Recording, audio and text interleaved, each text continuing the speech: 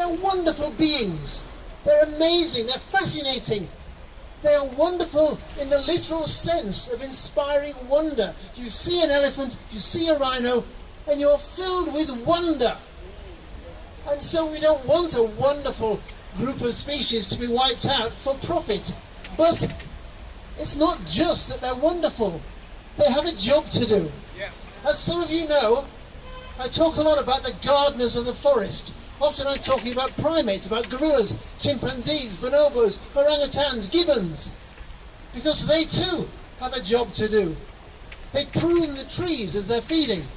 They eat the fruit and pass the seed through their bodies, which is then deposited in a nice little packet of fertilizer miles from the parent plant. That's what they do. They are the gardeners of the forest. Well, if primates are the gardeners of the forest, elephants and rhinos, they've been described as the mega gardeners of the forest. They shape the landscape. And so when we were here 2 weeks ago, I was here with an orangutan, and a number of gorillas were here, and people dressed as, when I say an orangutan, I mean someone dressed as an orangutan, because we were trying to get across the point that wildlife is not just an ornament. It's not a nice thing to go and see. Well, it is a nice thing to go and see on your holidays, but that's not what it's there for, any more than the Talisker distillery is there for tourists. It's there for a purpose. Now imagine how many people work in distilleries in Scotland, in the many fine single malts that you can buy, and then reduce that workforce by, say, 95%.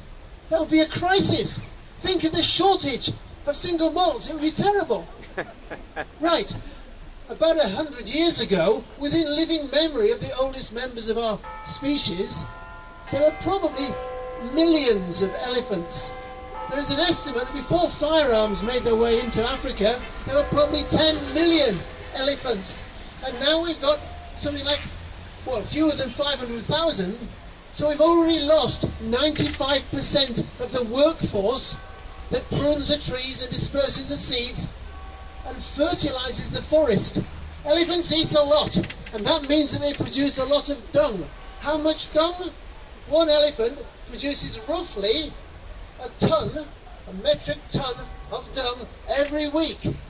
So 500,000 elephants, that's 500,000 tons of dung. But that's 95% less than it was a century and a half ago. Think about it. The productivity of the forest, the fertility of the soil depends on animals eating vegetation and pooing everywhere. And all the invertebrates that feed on that, and all the microbes that are breaking it down and feeding the trees. And where do the trees come from? Who plants the trees? The elephants. The black rhino, white rhino are grazers. But the fruit-eating rhinos and the elephants and the primates are the ones who spread the seeds, because almost all tropical forest tree species depend on animals to disperse their seeds. Between 75 and 95% of all the tree species in a tropical forest need animals. So we're not saving the forest so the animals have somewhere to live, we're saving the animals so that we have a forest. Yeah. Which is why this march and the People's Climate March are about the same thing.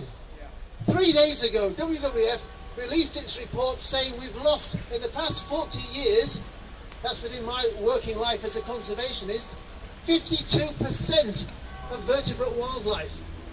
Birds, mammals, fish, reptiles, declined by more than half. Tragic.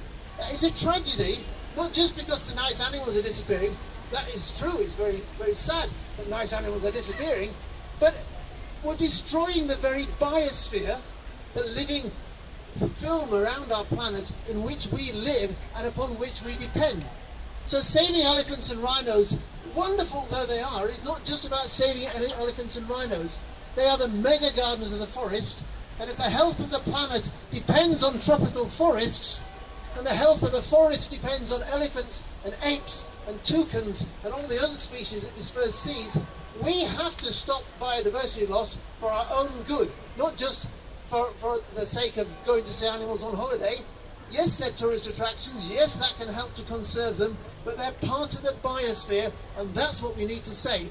So thank you for turning out on a wet, horrible Saturday and making this point to the people in there and the people in Brussels and especially the people in Beijing, because as Stanley Johnson said at the start of this march, the Chinese authorities at a stroke could solve this problem by closing down the ivory trade.